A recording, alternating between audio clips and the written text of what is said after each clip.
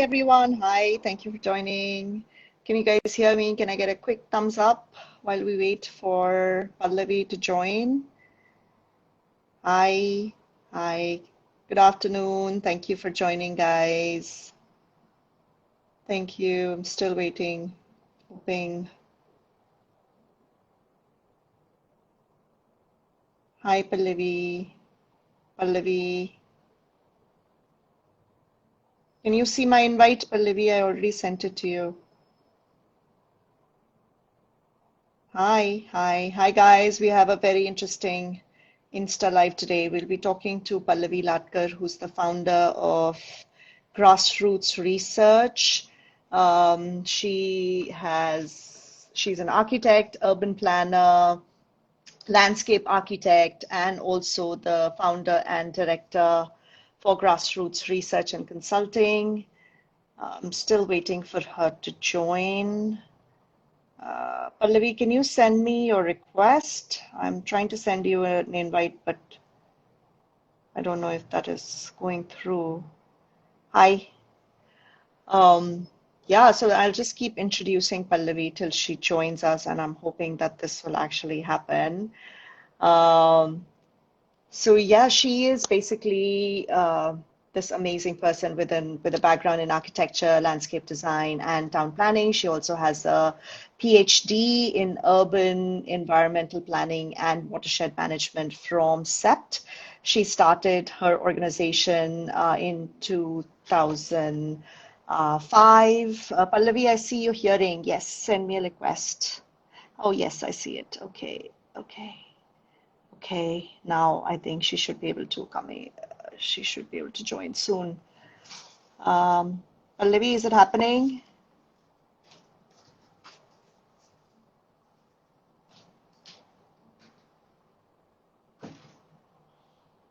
Okay, I'm hoping she should be able to join soon. Yeah, so basically, she's been involved in environmental conservation projects with a focus on urban hydrology and is working in Thane, Nagpur, Mumbai, Mathiran, and Lonavala. So she's very much kind of entrenched in the whole Maharashtra region and the western parts. Honestly, she knows every tree, and she just, when she goes to the site, she just gives you a very different perspective because she looks at it regionally in terms of the regional water systems and the geographical systems around the site. She's also, Grassroots has also won a competition for rainwater harvesting design and implementation for 3 years in Mumbai. And they were also selected for an international competition for design and master planning for the heritage town of Badami. Pallavi was our environmental consultant for the project that we did in Goa, the House of Three Pavilions, where we have created an extensive water management system to conserve the underground water and to preserve the habitat for the biodiversity that we found there. I'm hoping that Pallavi should be able to join us. I don't know why this is not happening. Oh God. Oh, I hope I don't have to do this live alone. Pallavi, hello.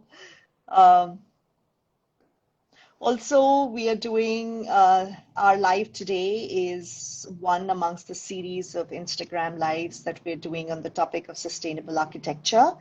And what we're trying to do is go beyond the pretty pictures and cut through the clutter and really dive into the pros and cons of materials and techniques when it comes to sustainable architecture. We're also going to be talking about how-tos and the challenges in implementation. So this is, we're hoping that these sessions go beyond just the Pallavi, you're ready to join, and I'm sending you a request again and again. So can you just accept? I think there needs to be somewhere where you need to accept.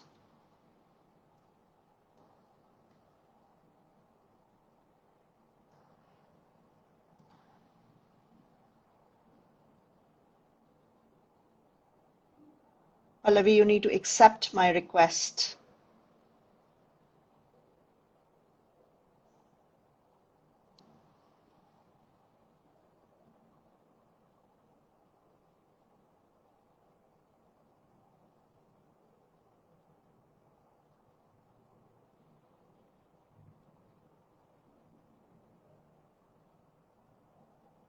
I don't know what I'm sending you here, but I don't know if this is the correct thing.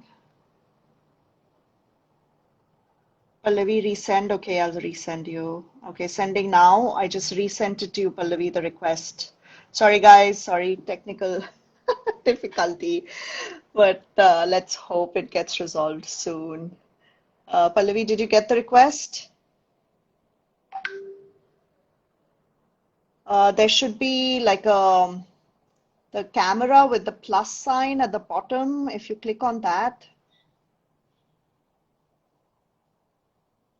or am I doing something wrong? Hello, let's see. Hmm.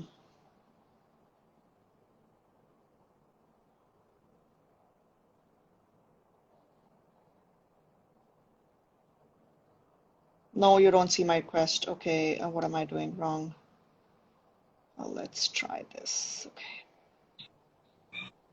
Ah, Pallavi, I hear you. Hi. At last. Ravi, hi. Yay. Lovely. Yeah. No problem. I actually went through your intro while you were not here. So guys, Mhm. everyone, please welcome Dr. Pallavi Latkar, who's here with us after the technical glitch. But I basically went through your bio and I talked about the projects that you are working on in Maharashtra. And I also spoke about your involvement with us and how we work together at the House of Three Pavilions in Goa. So Pallavi is an expert when it comes to ecological site planning. And her heart lies, with the earth, with the soil and the water and all the earth elements.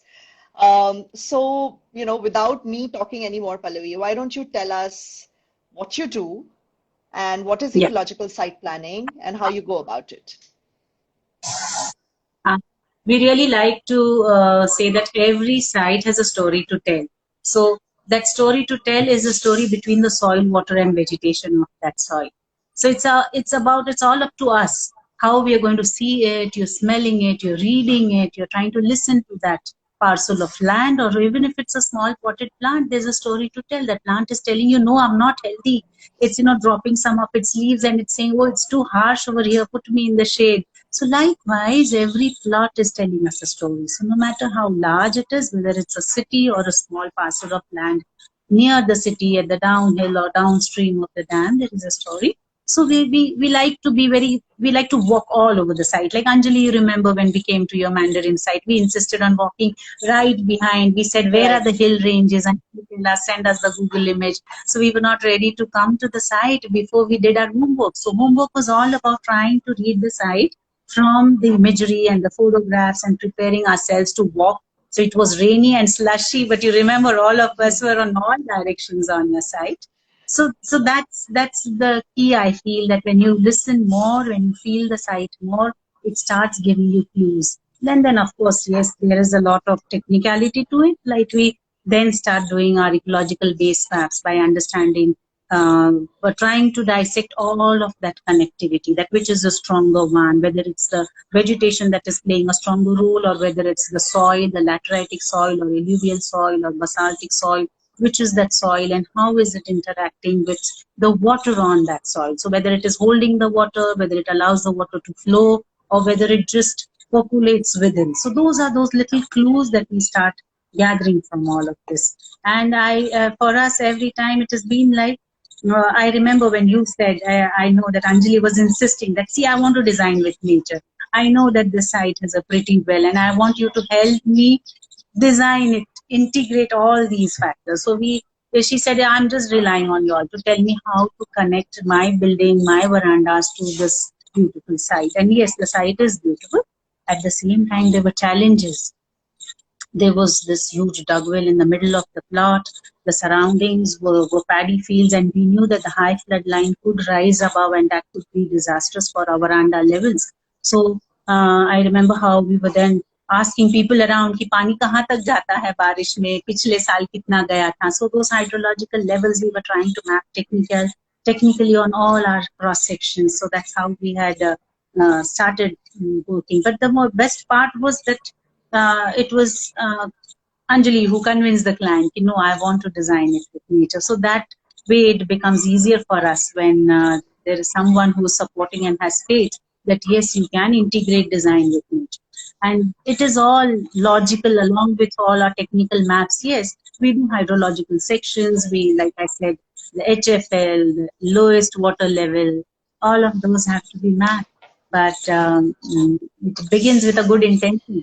And Yeah, you so can start Pallavi, actually, let to me the ask you a follow-up question here, right? Because I think what was very interesting to me when we started working with you, and since then we've worked on a couple of more proposals, right? yes. As well. So we have kind of looked at a couple of sites together. And what's very interesting for me is when you come into a project, and I think that's where what you bring to the table differs from what typical architects do, right? Because when we go to a site, we basically look at our own site, we see the assets that the site has as well as the challenges. But in a way, we kind of do remain within our site. We do look at the surroundings. But those surroundings are pretty much always just the immediate surroundings. But I think what really is interesting when you look at a site is that you just go regional, right? So if you remember the site we looked at in Alibag together, remember, where the moment you started talking about it, you kind of went regional, and therefore the perspective that you brought was so unique. Like none of us, including the client, had thought of that before. So I think it would be very helpful if you talk about that, because I think most of the people listening in are architects, and we are not taught to do this kind of regional mapping or thinking regionally. So talk See, to us for about that that. is the interesting thing that I like to say in my talks always, or to talk to students for that matter, is that we have administrative boundaries like village boundary हो या अपने gated communities की boundary होती है. But for plots and for land, there's nothing like an administrative boundary.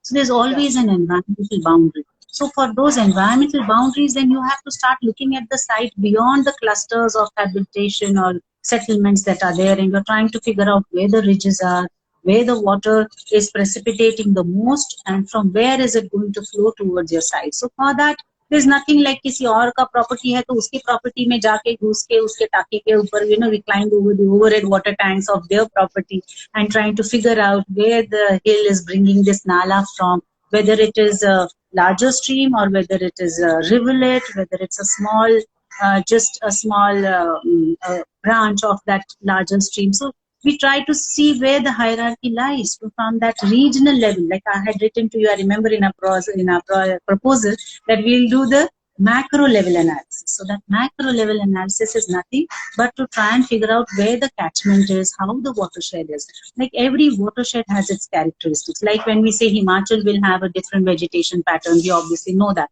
Then desert will have a different landscape and Gujarat will have a different landscape. Similarly, every catchment has a different uh, language, meaning that catchment will tell us whether it has a bouldered or a scrubby kind of vegetation through which your water is coming to your site. So then you know that अच्छा वो रुक रुक के नहीं आ रहा है, जल्दी से आपके property में आ रहा है.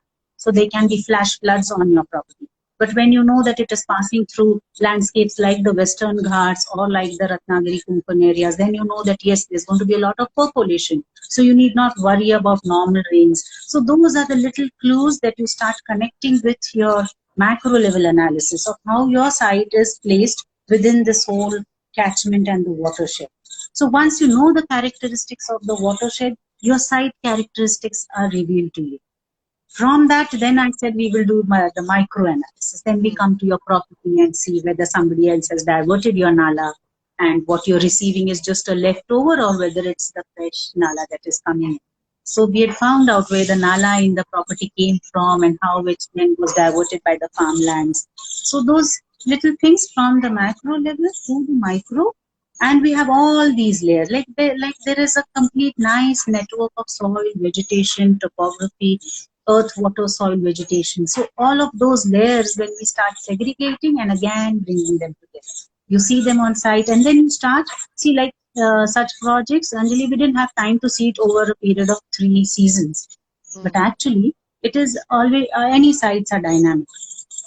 The water flows are changing post monsoon, pre monsoon. So to be able to technically, then we try to visualize it. How would it be in the dry season, and how is it? That is the challenge. So collecting all that data may be easy, but then to conjecture of what it will be pre evaporation and post flooding or post rainy season, how the site is going to be, and figuring it out, because the client is not going to give you 18 months to do 3 season data analysis, like how the microbiologist and the botanist, they compulse for all their empirical formulas, they need perfect 3 month ka data. They need it during the summer season, winter season, and monsoon. They cannot just say anything without having all the 3 seasons. But as architects, we never get 3 seasons to look at a site. Right. So True. then you have to start visualizing it from the clues that, okay, in the summer, this is going to happen to the site. And when you said that in summer also, I want the site to be beautiful. So we were very happy when you said that in summer, you want to make it look as natural as possible. Otherwise, there are people who will tell us, नहीं नहीं, summer में तो हमें इतने सारे फूल चाहिए, ये चाहिए. Then you have to start introducing mechanical systems when the client insists that I want it to be flowery and beautiful even in the summers. But whereas when you're designing the system to take in the evaporation losses, if you're designing the system to take in the seasonal variations, then the whole setup or the spaces that Anjali was looking at, the spaces and the distance, I think you were very good at.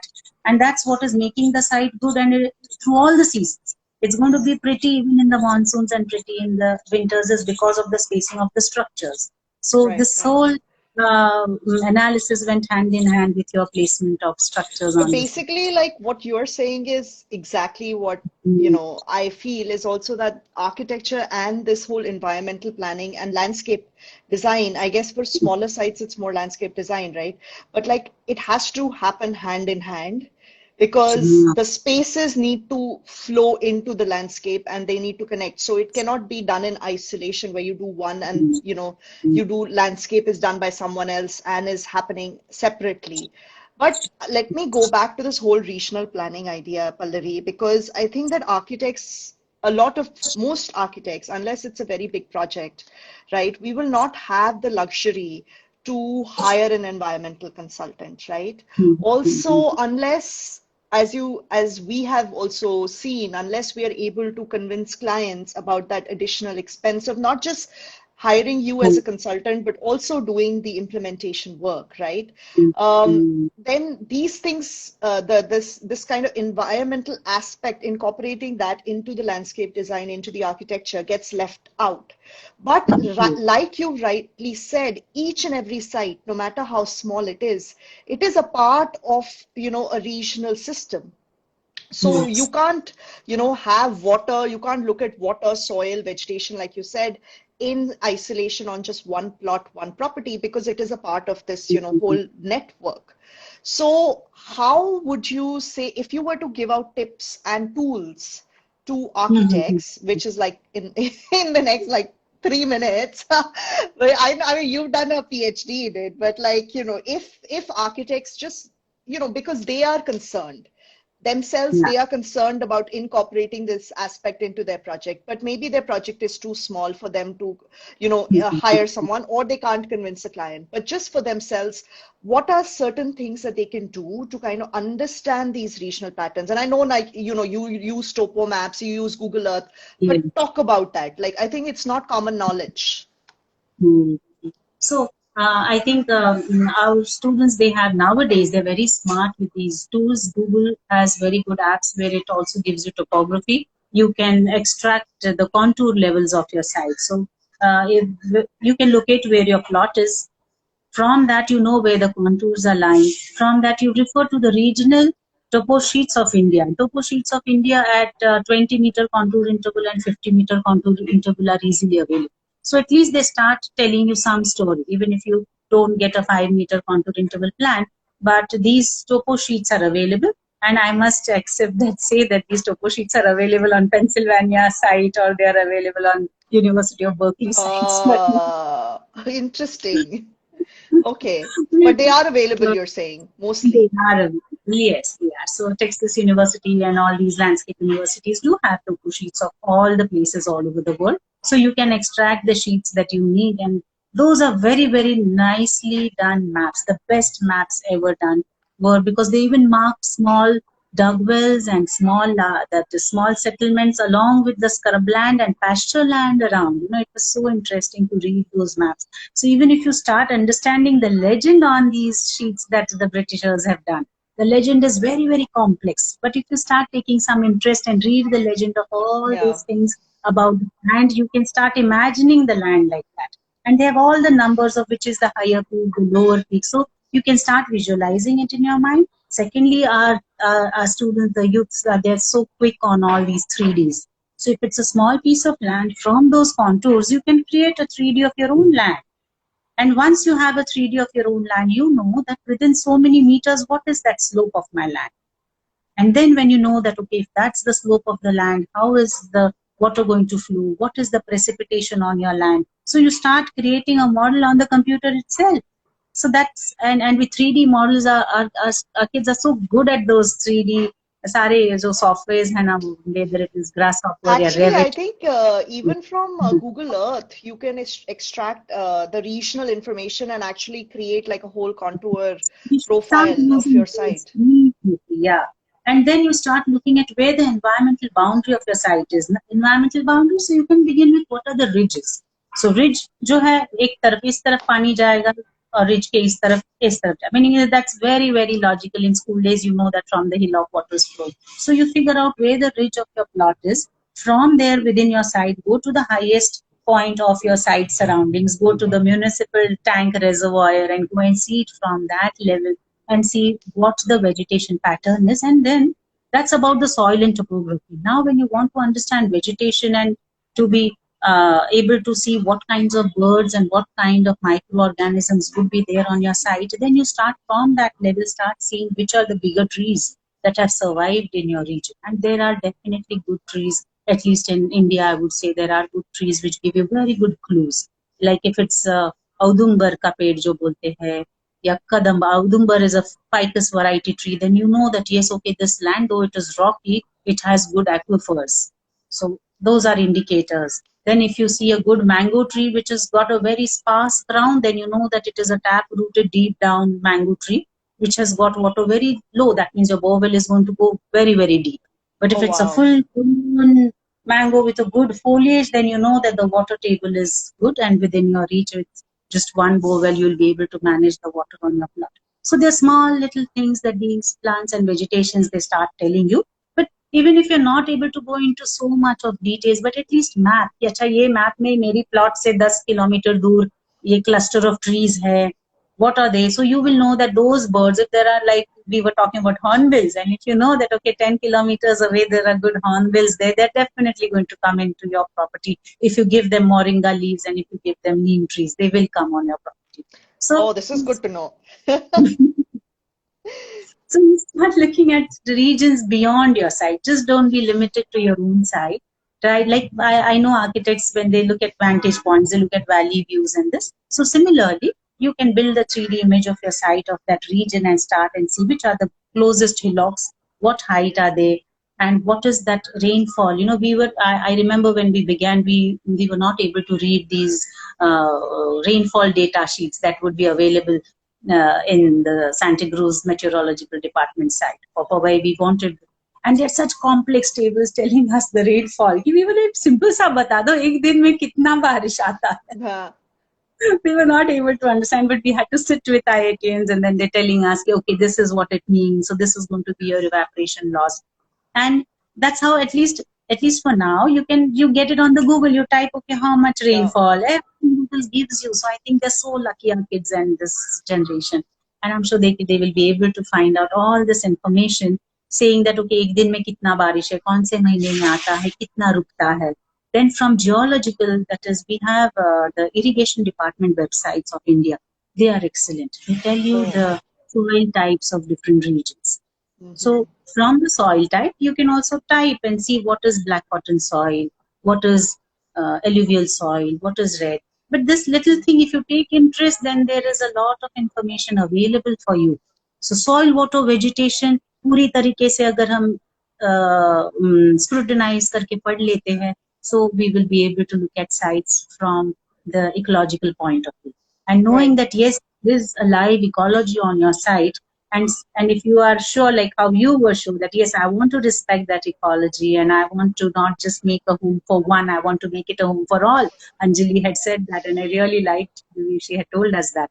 So that way, if we go with that intention, I'm sure there'll be ways in which you will be able to uh, analyze, understand, see yourself. I just want to bring up one more example here. So actually, so many amazing things, right, Pallavi? Like, I think this knowledge that you have of these different trees giving you different clues about what's happening in your, around your site in terms of the biodiversity and stuff. This is not common knowledge. I wish someone would, write this down somewhere for people like me to tap into, because no matter how much interest I have, like, I don't have this knowledge and I would love to have it. But first of all, are there books? Like, are there books about, such There stuff won't that? there won't be a direct book, but what one can do is see all our science graduate students, like Institute of Science students. I had the HOD who was a very good friend of mine. So she would send her students to map the botanical details of our site, or a zoology department friend of mine would send his students mapping the reptiles and snakes and what kind of turtles we have in the water body. So I guess if our architecture students make friends with their own batchmates who are doing science, they can take them with them on their site visit. They can tell them, oh, please help me analyze this soil sample in your lab. Please help me identify this tree. So I think if they themselves are ready to have this multidisciplinary, friendly, Yeah, totally. integrating knowledge, because these science students, they feel, अच्छा तुम architect हो, वाह वाह वाह, हम लोग तो कुछ नहीं, बस खाली report लिखते रहते हैं journals में. But I tell them, अरे your journals are so important to us. Your Yeah, journals are yeah. telling But us most things. architects don't do that, Pallavi. You know it, Yeah, so right? Most we architects, should, we I really know. work in a silo. We are like so हाँ, committed to our architectural design and, just that philosophy that we really rarely do we look beyond that. And definitely when it comes to talking to like scientists and science students, I don't think architects do that. we But we should. should. We think pure Totally, we science. should. Yes, we should. Pure sciences students have a huge amount of knowledge. Even simple guys who are doing environmental BSc in environmental science. बस उनके साथ भी जाओ, उनको लेके हम gardens में गए थे, and they helped us map कि okay, this season these birds are coming in. So they taught us. So it's not difficult. I'm sure those students can teach us. Like they can also be your friends, and you can go on smaller excursions with them and start getting this knowledge about which bird and why is that bird coming in there, why isn't the bulbul putting his nest on top, why does he need a smaller scrub. So only if you will have shankasurs and tagars on your side, the bulbul is going to come, otherwise this common robin is not going to come on your site. So those things your I don't even botany know what a Shankasur is. I need to look it up. Caesalpinia culturima is a very Oh, common Caesalpinia. nice. Yeah, yeah, Caesalpinia. I know Caesalpinia.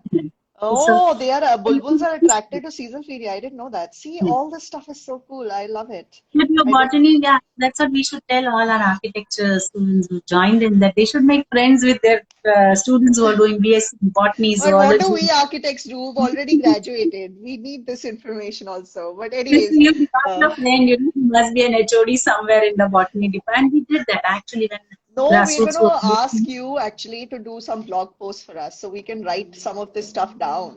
Really. But moving along, so this is great. I also want to bring up an example. When we were looking at that site in Alibag, for example, I was so fascinated because the moment you spent like a couple of hours looking at it and then you came back and you said that, there was like a whole net, like you basically said there's a whole network of ponds here, right? And then you basically talked about how the site was so critical to that network. So just can you talk about that? Like when we look at a Google Earth imagery, we are obviously looking at the topography, right? So we're looking at what are the lowest points, what are the highest points, and obviously that will give us a general sense of where the water flow is happening. But I think it would also like if just talk a little bit more about other clues that you can get, like these water bodies that you found, and they were like temple tanks and things like that. So could you talk about that? see your contour map. Once you have a good topographical survey of your map, which is actual 1 meter contour interval map, we were insisting on that map with you. We told you that yes, Survey of India has given us the regional analysis, but to do the analysis of your site, we need a 1 meter contour interval, and you made sure that we had that map. So the moment we had that map, we started putting all the trees that we had mapped, and the surveyor had just marked some dots, but we identified which trees they were, that is which type of tree, because the surveyor just makes a normal legend कि ये trees थे, but वो कौन से वाले पेड़ थे, छोटे थे, बड़े थे, shrub थे, वो सारे हमने लिख दिए. We then figured out, okay, the dense clusters must be near water. So that was one clue. Then the contours start behaving differently. You will see it on your map. If you start reading a contour map, that is something, yes, we can do as a class with architects and all. I think they do that in landscape, but sometimes what happens is it does not get integrated in their architectural design. To read a contour interval, so whether it is slope or whether it is sparse, it is gradual slope or a steep slope, you can start reading. And then when you start connecting them, one contour to another, and you walk on the site with that map, you start reading it the way water would flow. So you will know that, okay, water is flowing through these contours, and when you see vegetation around and that type of vegetation, whether it is arundo grass or taifa grass there, or it is just those haldi wale ped, so you know that it is just monsoonal look. But if you know taifa arundo, or if you see some kind of some आलू होता है ना, जो करदल जैसा आलू है, जब दिखते तो पता है कि यहाँ पे पूरा साल पानी रुक रहा है.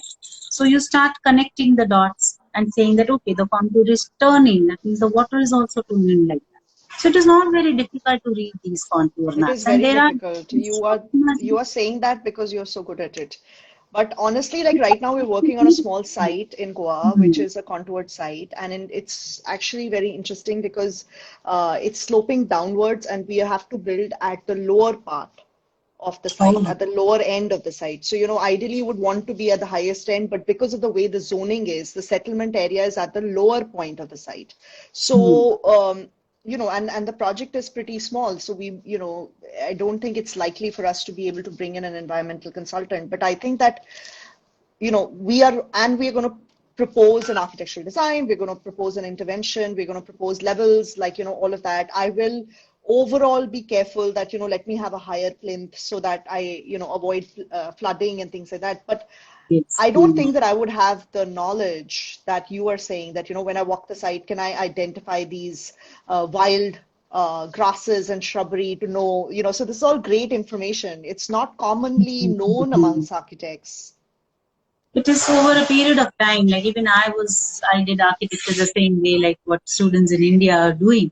So it was slowly while looking at lakes and water bodies. We've done more than 100 lakes. So you can imagine it is more than 100 lake sites and lake kind of vegetations we have walked through, and not being afraid of snakes and all those reptiles we walked through them. So slowly it has helped. But yes, I must tell you, it started with people from IIT, Institute of Science, and bringing in them and trying to integrate their knowledge and understanding and looking through their eyes is what I'm saying. So we didn't look at it from our eyes at all. We said, "Hamara vantage point or Hamara aesthetics का थोड़ा सा अलग देते हैं. Let us see the site." Pause it for a minute. We allowed them to tell us the stories of the site. So, like you're saying, when there are these areas where you have no option but to build in the lowermost level, then you start looking at your upper catchment. What is it that you can do in your upper catchment so that there isn't massive flooding in your lowermost point? Yes. At the same time, you can drain it out. What a builder architect would immediately do is he will just direct it outside your plot. Yes. So if you direct the water outside your plot, you're losing out on the moisture content and this huge resource for your site. So you just see how you could stop it. You know, there's a very nice story that my friend Shruti Barve, she talks about. जो गंगा आने वाली थी तो भगवान ने शिव जी को बोला कि इतनी फोर्स से आने वाली थी तो शिव जी just allowed his tangles to take in that Ganga, so that through his tangles it did not destroy the settlements down. So you allow the water to do all these so actually that is what I was planning, Pallavi, that I was thinking that, you know, before we reach the house at a kind of a mid-level contour, I was actually going to propose like a rain garden.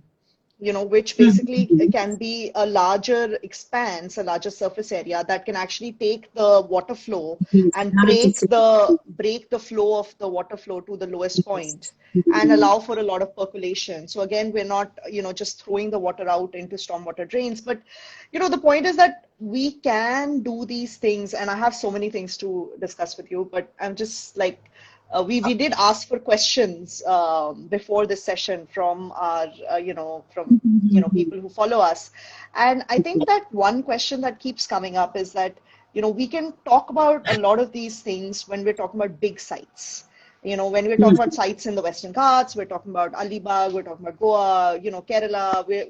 At that point, it's easier for us to do this kind of planning because we have the luxury of having space on our site, right, to invest in these resources. Even if I guess the first hurdle is convince the client. The second hurdle is like convince the client to pay the money, right, the additional money required for it. But, then the third hurdle is that what if we're building in an urban site where we are constrained by size, and most of the times like these urban sites in high density areas will probably already be built upon, have everything around them being built upon, right? So talk to us about that, because most of our questions that we received were about that, that how do you do this? How do you think about hydrology? How do you think about soil water vegetation on tight, dense urban plots? That really, yeah, it is a challenge. I know that because we've also dealt with the clients who just they just request us to do ornamental landscapes. They just want to quickly just show the 3D views with green all around the building, and we know that it is so tough to even sustain that greenery. If it's going to be an urban heat island effect, the plant is not going to grow at all. If you look at our Mumbai T2 airport, why do you have so much lush green vegetation? Below this whole Shivaji Maharaj का जो statue बना हुआ है Western Express Highway, इसके नीचे एक 10,000 litre की 10,000 या more than I think 100,000 liters की tank बनी हुई है जिसमें they are pouring in nutrients directly. There are 10 to 100 tankers coming over that is in the summer seasons, you have about 100 tankers putting water in that tank. They're putting in nutrients in that tank, and that's how this whole thing at the airport is irrigated, and so you see in Kashmir. So in urban areas, if we are not, are they putting the rainwater or not? Are they putting the rainwater from the airport into that tank or not? Look at that, they're bringing tanker water. So yeah, that's shocking. Recycle थोड़ा बहुत कर रहे हैं, मगर इतना सारा green है. So I don't think all of that, because they're recycling the water for the flushing use. So I'm sure they don't have enough for the gardening and the green areas. Right, of course. But they are recycling water. And so what I'm trying to say is urban areas, yes, it is a challenge. But what we can do is, okay, at least talk about your plot in a way that if you have a small areas, let's salvage that smaller ones. Insist on saying that I don't want to just put beetle palm leaves. That if you put beetle palm supari ka ped, तो 20 साल लग जाएंगे उसको simple से एक stick ऊंची जाने में. Instead, if you put moringa or a neem tree, like I said, it will start attracting birds. The people that is from your balcony, your kids will start seeing sparrows. You will see the hummingbird coming in. You put your indigenous plants in wherever pockets that you can salvage. And like Miyawaki says, that even in a 1 meter by 1 meter plot, you can put humus, you can put the manure, you can put the cocoa pits, which are going to allow earthworms to thrive inside, and you allow good indigenous trees to come up in that just 1 meter area, which are not going to disturb at all. Only remove the weeds, and that 1 meter by 1 meter will serve as a small urban forest for your building, which is possible. Within the building compound, insist on having a population well. Population well in urban areas, yes, we know that the water is going to maybe recharge somebody else's well. It does. But at least it is recharging somebody else's well. So and at the end of the day, the underground water is all connected, right? So this is actually a genuine problem, because like I think this is a conversation that's even a difficult conversation for me to have with my parents, who live in a plotted house in Delhi, and they will I don't think I can convince them to percolate water back into their old bore well, which is dried out. From their house, because they will be like, oh, but it's not like we are going to get water back, right? But the point is that, I think we have to go beyond this kind of thinking, and only if, it has to start with a few people. And Yes. only then can it actually become something that is acceptable by most people. And interestingly, you brought up the Miyawaki method, Pallavi, and we're scheduled to talk to someone from Bangalore who actually specializes in creating these urban forests using the Miyawaki method in 2 weeks' time. And I'm also fascinated by it. And just like you said, like put a moringa tree, put a neem tree. Like we used to have a beautiful tree outside my apartment building here. It was basically like not a pretty tree, but it was a big tree, and it used to get these. It was a local tree. It used to get these red berries.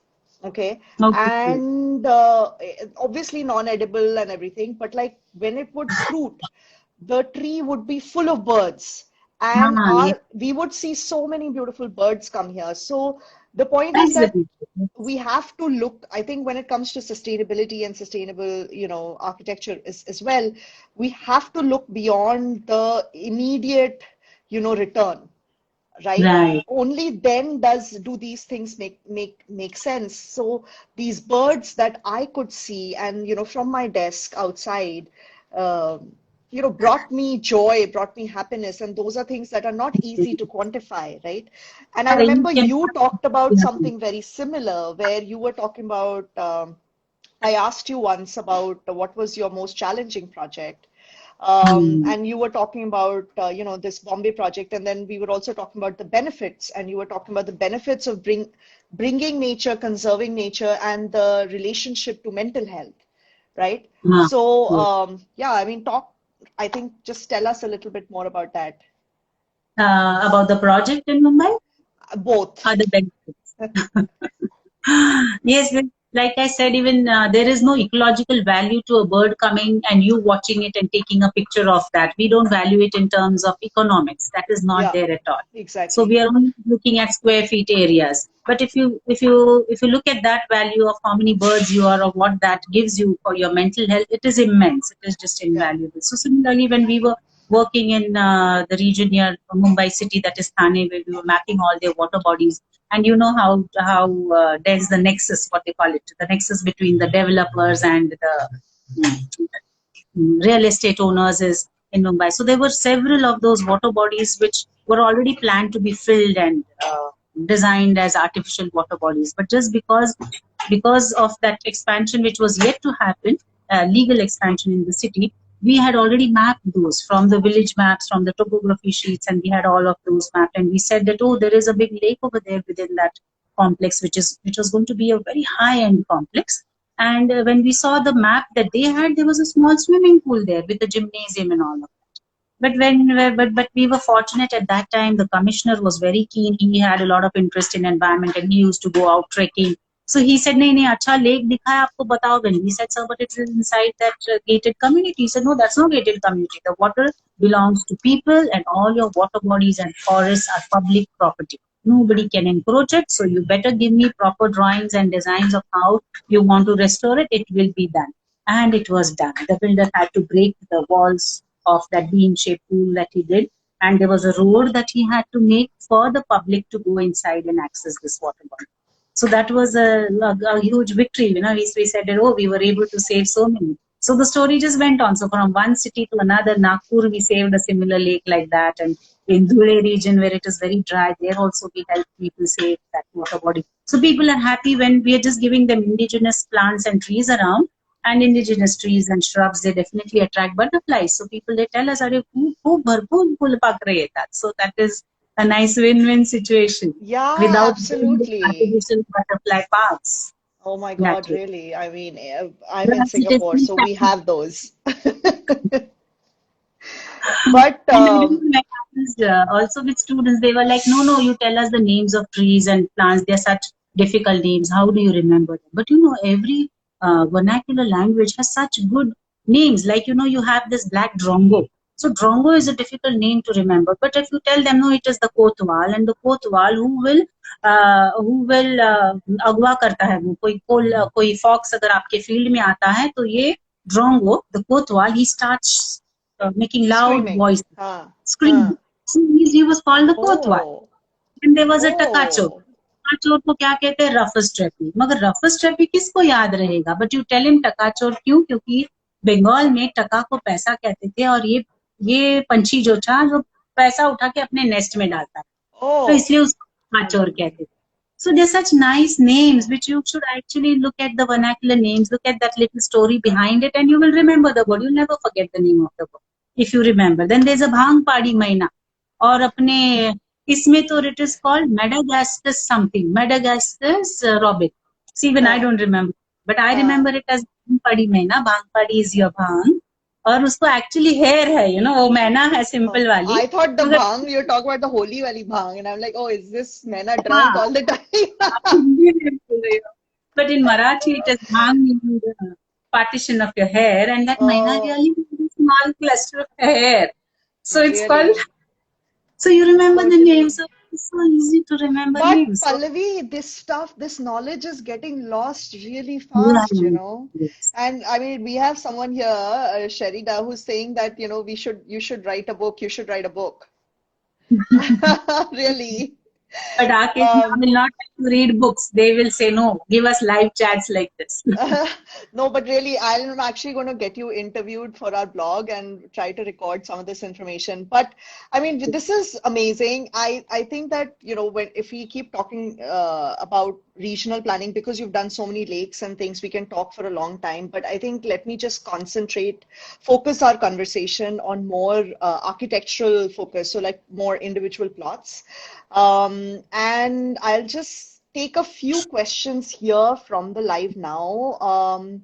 I think that generally there is one concern that people have, which is that if you're percolating water underground, how does that impact the structure? So basically, again, for example, in an urban plot, if we are doing percolation very close to our building, then does that impact our structural design, or does that make the structure of the building kind of unstable or whatever, you know, like by increasing the water content?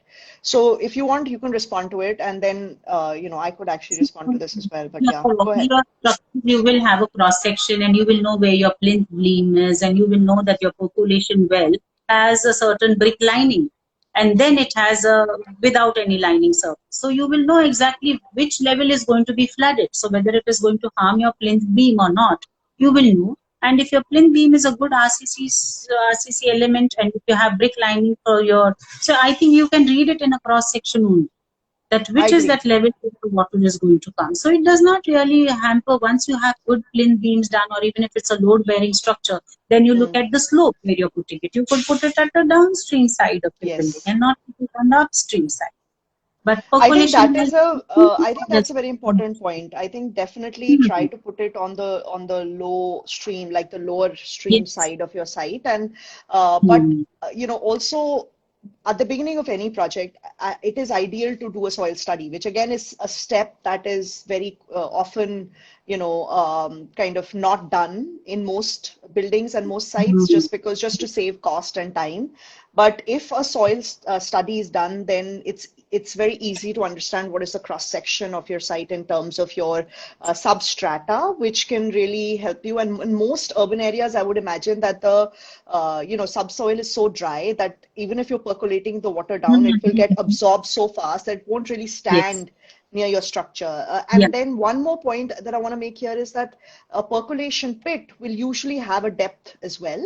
So usually the water is actually going beyond and below your foundation level, you know, and exactly.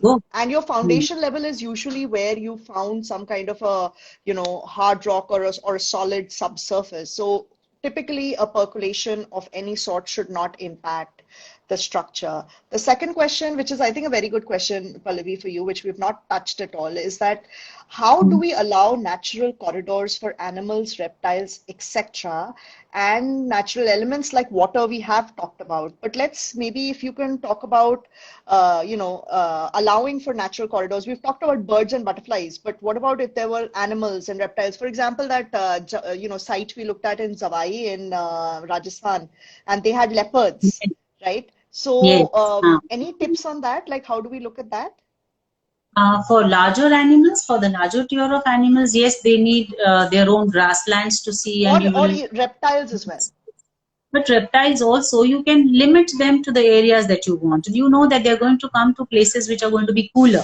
Reptiles will usually come in places where they want to have shade and cool surfaces and cool soil. So you limit those which are a little away from your plot. If you know that, yes, Exactly. behind or a kilometer, a couple of kilometers away from your site, if you know there's a dense forest area and there are many reptiles, yes, definitely they're going to crawl towards your site if you're going to give them that kind of Miyawaki system of plantation. Has a lot of humus, and you will have leaf litter and all the microorganisms coming. The snake is definitely going to come towards that. So you design it in such a way that even if he comes, it's not going to harm anybody on the pathway. So Yeah. it's not that you avoid it. Instead, you give it space. Like You actually allow one of the best spaces for reptiles to hide are like the stormwater drains, right? So if on any site, if fantastic. we do the trenches, Yes. so in fact at the House of Three Pavilions, Pallavi, where we did a trench in the front, remember we were discussing that near the parking, and we've actually decided to not cover it because the point is that the moment you cover it, I mean reptiles will come because it's a cool space, but then the moment you Yes. cover it, I feel that then you don't even know that they're there, right? Mhm. So Mhm. we've decided to leave it open so that at least visually you know, because it is close to parking, it is close to where people will be. Yes. So we decided not to cover it. But And more good point. it is also, it will be helpful to know which are those reptiles coming out of them, which are the poisonous ones. Why don't we take that little one step ahead and see and little more knowledge about them? Because not all of them are poisonous at all. So only there are a few, yes, but if you don't step on them, they're not going to harm you at all. They're the most peace loving So creatures what if you actually. do find the poisonous ones? Then what do you do? Then you don't step on them. So you be careful while you're walking. Okay, you That's the still have only to live thing with about them. it.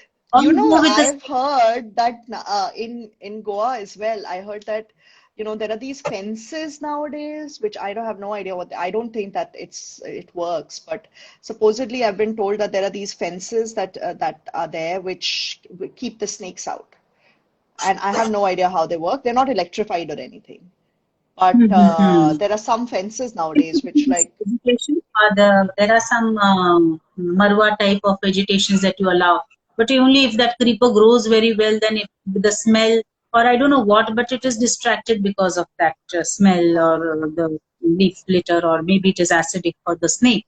But I have seen in so many areas, in dense vegetated areas, when you make noise in the rustle, it goes away, it doesn't come towards hmm, the snake. hmm. I So mean, I don't I've spotted really. Singapore, Yes. snakes in Singapore, like close to my house. So again, yes, I think that when you're living with nature, you have to kind of, Yes. you can't say that I You only want the good part or this part and not that part, right?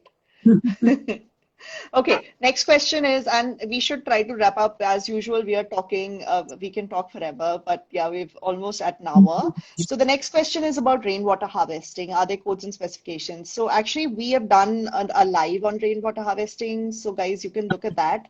And actually, I found that every city and state, they do have resources on it online as well.